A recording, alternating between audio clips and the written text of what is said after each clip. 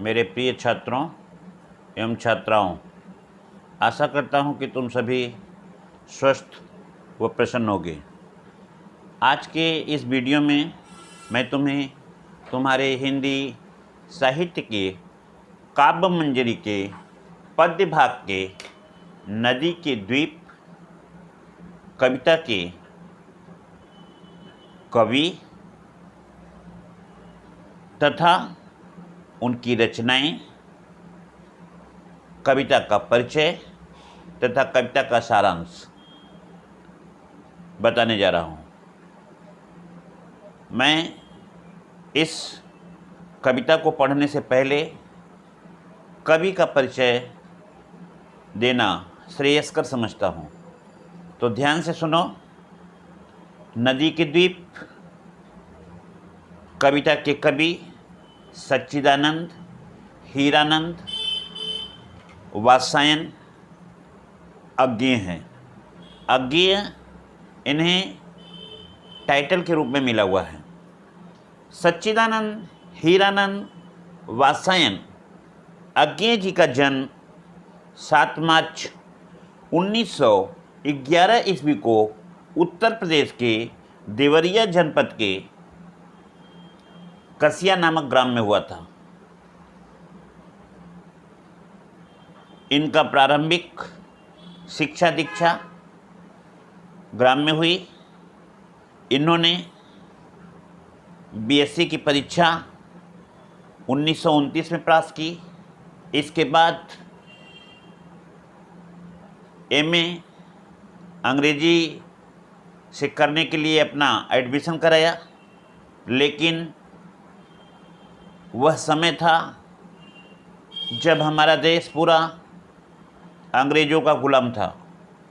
उस समय क्रांतिकारियों का जज्बा था। क्रांतिकारियों को देखते ही मन में यह अभिलाषा होती थी कि मैं भी क्रांतिकारी बनूं। वही इरादा इनके मन में भी आया और हीरानंद वात्स्यायन जी ने क्रांतिकारियों का दामन पकड़ लिया और इस तरह से अंग्रेजी से एमए करने का विचार उन्होंने छोड़ दिया। बहुत दिनों तक इन्होंने क्रांतिकारियों के साथ में रहा। देश की स्वतंत्रता में, देश की स्वाधीनता के लिए इन्हें कई बार जेल जाना पड़ा। बहुत सारी यात्राएं इन्हें झेलना पड़ी। इनके पिता जो हीरानंद शास्त्री थे, पुरातत्व के वेत्ता थे। उन्होंने इनके साहस को बढ़ाया और इन्हें अपने कार्य क्षेत्र में सही ढंग से कार्य करने की शिक्षा दी। उसी की प्रेरणा से वह अनवरत आगे बढ़ते रहे। कुछ दिनों के बाद इनके पिता की मृत्यु हो गई, तो इन्हें घर संभालने की भी जिम्मेदारी आ गई। 1943 से 1946 तक यह सेना में रहे। यहाँ से मुक्त होने के बाद इलाहाबाद में प्रकाशित पत्रिका से जुड़ गए। इन्होंने अनेक पत्र पत्रिकाओं का संपादन किया, जिनमें विशाल भारत, दिनमान, नवभारत टाइम्स तथा नया प्रतीक शामिल हुआ। कुछ दिन तक के इलाहाबाद आकाशवाणी जो रेडियो चैनल है वहाँ पे भी काम किए। कुछ दिनों तक यह कैलिफोर्निया यूनिवर्सिटी में प्राध्यापक पद पर कार्य किए। इनकी कार्यशैली, इनकी रचनाएं, इनकी विविधताएं लोगों को काफ़ी प्रभावित किया। 4 अप्रैल 1987 ईस्वी को इनका निधन हो गया। तो इस तरह से सच्चिदानंद हीरानंद वात्स्यायन अज्ञेय जी का जो मैंने संक्षिप्त जीवन परिचय दिया। अब परिचय के बाद अज्ञेय जी की रचनाओं के विषय में मैं तुम्हें बताने जा रहा हूँ, ध्यान से सुनना। अज्ञे जी की रचनाएं मुख्य रूप से कविता है, कहानी भी है और कुछ उपन्यास है। रचनाओं में जैसे आंगन के आर पार, इत्तलम, हरी घास पर क्षण भर, इंद्रधनुष, रौदे हुए, कितनी नावों में कितनी बार, पूर्वा आदि इनकी प्रमुख रचनाएं मानी जाती है।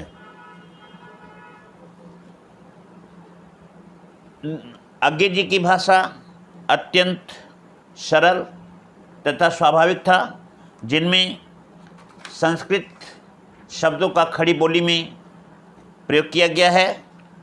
इनमें तत्सम शब्दों का बाहुल्य है। जैसा कि तुम जानते हो, तत्सम शब्द मीन्स होता है संस्कृत से संबंधित शब्द।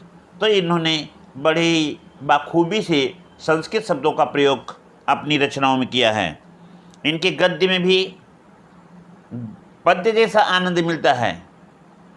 कहने का तात्पर्य, इनकी रचनाएं चाहे कविता की हो चाहे कहानी की हो, पढ़ने से पाठक भाव विभोर हो जाता है और पढ़ने का मन आगे को बढ़ता है। आगे क्या होने वाली है इस घटना के लिए वह समझने के लिए, पढ़ने के लिए उत्सुक रहता है।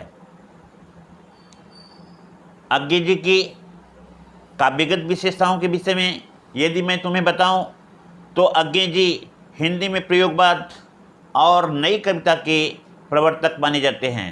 कहने का तात्पर्य है कि इन्होंने नई कविताओं को रूप दिया है। जैसा नई कविता पुरानी कविता में क्या अंतर है, ध्यान देना। जैसे हम तुम्हें सूरदास, तुलसीदास, कबीरदास, मीराबाई, रसखान आदि की जो रचनाएं तुम्हें कविताएं में पढ़ाता हूँ, उनके विषय में बताता हूँ। ये कविताएं प्राचीन कविताएं हैं। ये कविताएं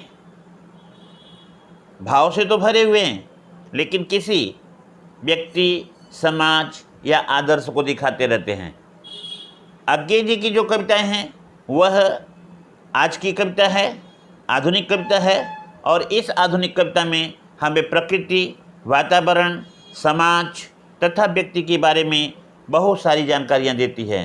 तो आज की आधुनिक कविताएं लिखने में जो श्रेय अज्ञे जी को मिला है, ऐसा श्रेय अन्य किसी भी कवि को नहीं मिला है।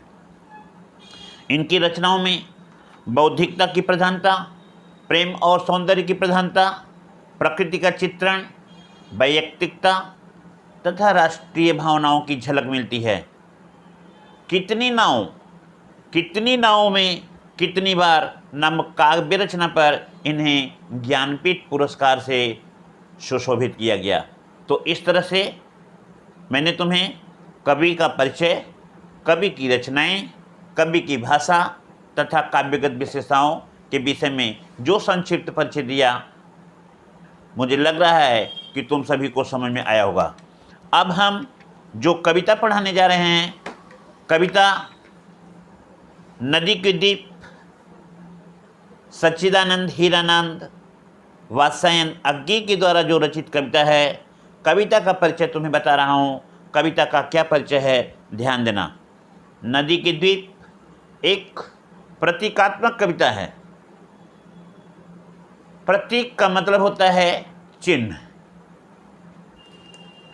चिन्ह का मतलब क्या होता है, जो किसी से संबंधित या जो किसी के बारे में उससे तटस्थ संबंध रखने वाला होता है, उसी को हम चिन्ह के रूप में जानते हैं। इस नदी के द्वीप कविता में जो अज्ञे जी ने बताया है, क्या बताया है, व्यक्ति, समाज और परंपरा, व्यक्ति, समाज और परंपरा का पारस्परिक संबंध रहता है, जो एक दूसरे से अलग नहीं किए जा सकते हैं। यदि व्यक्ति, समाज और परंपरा को अलग कर दिया जाए तो किसी भी व्यक्ति या किसी भी समाज या परंपरा का कोई अस्तित्व नहीं रह जाता है। कविता भी तुम्हें हम समझाएंगे, कविता बताएंगे, कविता का भाव बताएंगे, लेकिन यहाँ तुम समझो कि यह कविता प्रतीकात्मक कविता है। प्रतीकात्मक का मतलब होता है चिन्ह के रूप में, जहाँ पे मैंने तुमको दिखाया है, बताया है। अब हम आगे चलते हैं, थोड़ा सा प्रतीकात्मक कविता के विषय में और थोड़ा सा समझ लो क्या है। यहाँ पे द्वीप व्यक्ति का प्रतीक है, या द्वीप को व्यक्ति का प्रतीक माना गया है। नदी को समाज माना गया है, नदी को परंपरा का रूप दिया गया है, तथा भूखंड, जो विशाल भूखंड है हमारी धरती का, इसे हम समाज का प्रतीक बताते हैं। इस तरह से नदी का द्वीप और नदी तथा भूखंड, ये जो तीनों मिले हुए हैं, ये तीनों मिलकर के एक आदर्श को प्रस्तुत करते हैं। नदी की परंपरा का भूखंड को समाज का प्रतीक माना गया है। जिस प्रकार द्वीप पृथ्वी का एक खंड है। द्वीप किसे कहते हैं, ध्यान देना, द्वीप आइसलैंड कहलाता है। भूखंड धरातल का वह भाग जो अपने चारों तरफ जल से घिरा रहता है, उसे हम द्वीप कहते हैं। यहाँ नदी का द्वीप है। नदी का द्वीप इसी से संबंधित है। नदी के बीच में एक भूखंड जहाँ पे लोग निवास करते हैं, उसे हम द्वीप के रूप में जानते हैं। और नदी के कारण द्वीप का महत्व है और द्वीप से नदी का संबंध है। यहाँ पे भूखंड को समाज दिखाया गया है। तो इस तरह से कवि ने नदी के द्वीप में हमें यह बताया है कि द्वीप, नदी और भूखंड, ये तीनों मिलकर के एक नए व्यक्तित्व का सृजन करते हैं, जो एक अपनी अलग पहचान बनाती है। सामाजिक परंपराएं उसे अर्थात व्यक्ति को एक आदर्श प्रस्तुत करती है। तो इस तरह से नदी के द्वीप, यह तुम्हारे कविता का परिचय संक्षिप्त रूप से हुआ। अब हम कविता के सारांश के रूप में कुछ तुम्हें बताना चाहते हैं। नदी की द्वीप, यहाँ पे ध्यान दे रहे हो, नदी की द्वीप यह कवि का कृति है, कवि की रचना है। कवि कहता है, या कवि का कथन है कि हमारी स्थिति ठीक नदी की द्वीप की तरह से है। हमारी स्थिति ठीक नदी की द्वीप की तरह से है। हम नहीं कहते कि नदी द्वीप को छोड़ करके बह जाए। हम यह नहीं कहते हैं कि नदी द्वीप को छोड़कर बह जाए, क्योंकि नदी ही द्वीप को आकार प्रदान करती है। नदी द्वीप की माँ है। नदी द्वीप को उभार देती है, आकार देती है, उसे कोण देती है, उसकी गोलाइयाँ बनाती है तथा रेतीला तट भी बनाती है। इसके कारण हम नदी को द्वीप की माँ की संज्ञा देते हैं। जिस प्रकार से बच्चा अपनी माँ की गोद में पलता है, बढ़ता है, पढ़ता है, लिखता है और समाज में एक सामाजिक प्राणी के रूप में अपने जीवन को व्यतीत करता है, ठीक उसी प्रकार से नदी का द्वीप भी है। द्वीप नदी को आकार देती है, उसके उभार देती है, उसे गोलाइयाँ ऊंचाइयाँ देती है, उसका कोण बनाती है, उसे रेतीला तट बना करके उसकी विशेषताओं को जोड़ देती है।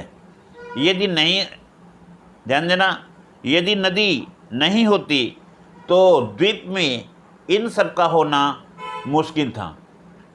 इन सब का होना का मतलब न तो द्वीप का कोई आकार होता, न ही उसमें रेतीलापन आता, न ही उसका तट होता। नदी नहीं तो तट क्या होगा, किनारा क्या होगा। इस तरह से कभी अपने को द्वीप के माध्यम से कहता है कि इन सब का होना मेरे मातृ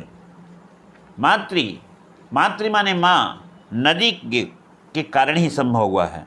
नदी हमारी माँ है क्योंकि हमारा अस्तित्व नदी के कारण से ही होता है।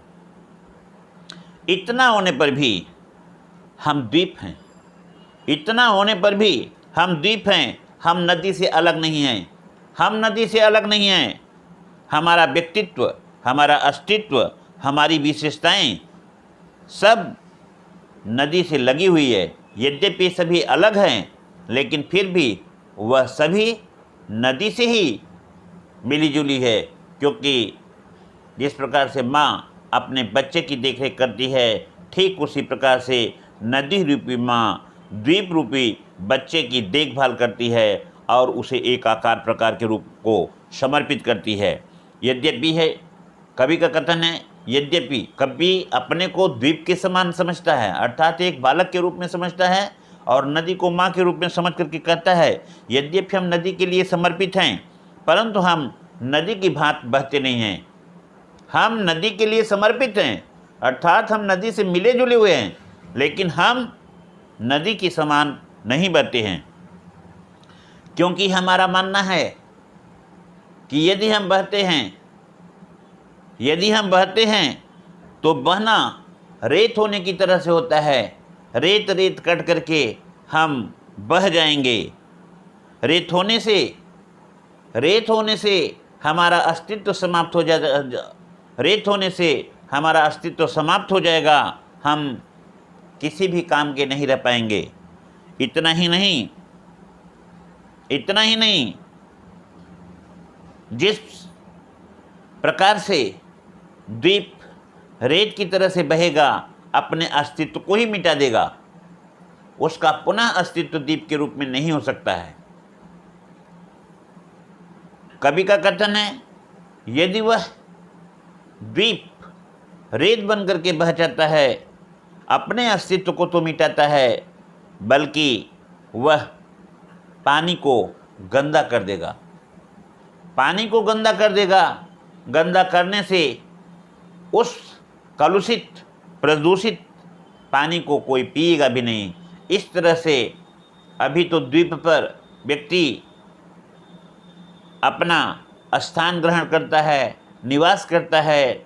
निवास हट जाता है अगर नदी का द्वीप अपने अस्तित्व को हटा देता है। दूसरी बात, यदि वह रेत करके बहता है, वह सोचता है कि मैं भी नदी की धारा में बह करके नदी बन जाऊं, तो वह नदी भी नहीं बन पाता है, बल्कि रेत बन करके वह पानी को गंदा करता है।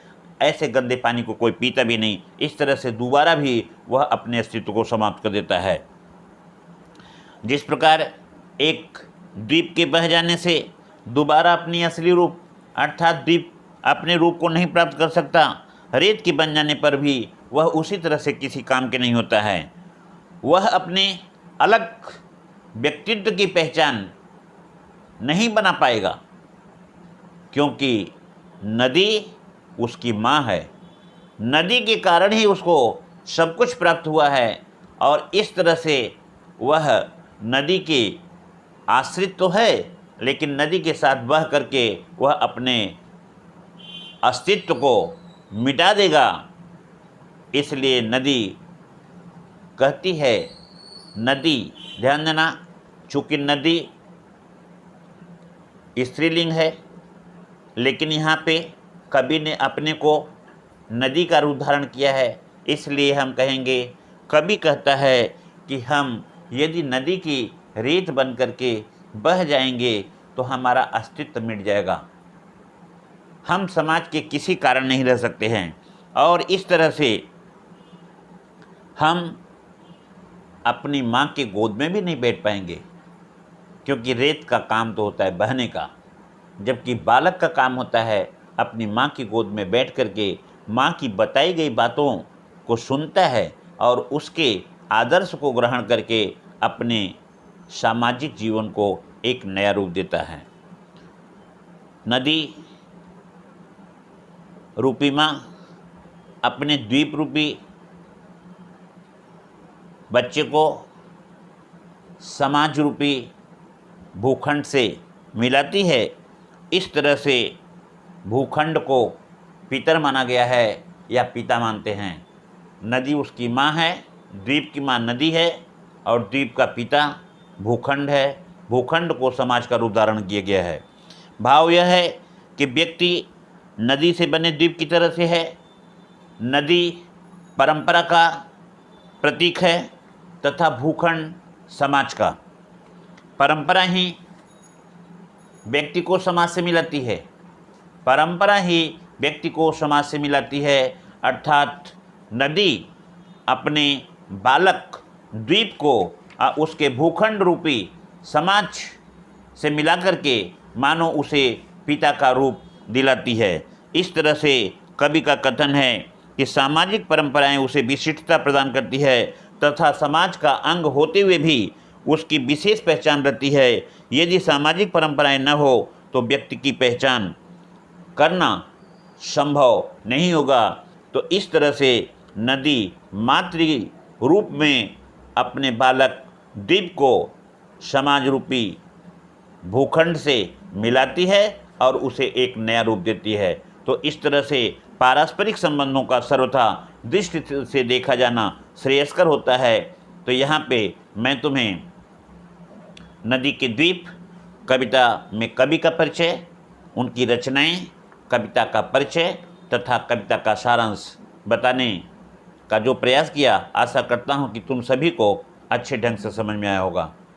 ठीक है, मैं आज यहीं पे अपने इस संक्षिप्त वक्तव्य को विराम देता हूँ और तुम सभी को धन्यवाद देते हुए आशा करता हूँ कि दूसरे दिन में जो वीडियो हम बनाएंगे उसमें जो है भावार्थ, कविता का वाचन इत्यादि कठिन शब्दों का अर्थ तुम्हें बताएंगे। धन्यवाद देते हुए मैं यहीं भी तुम्हें विराम देता हूँ।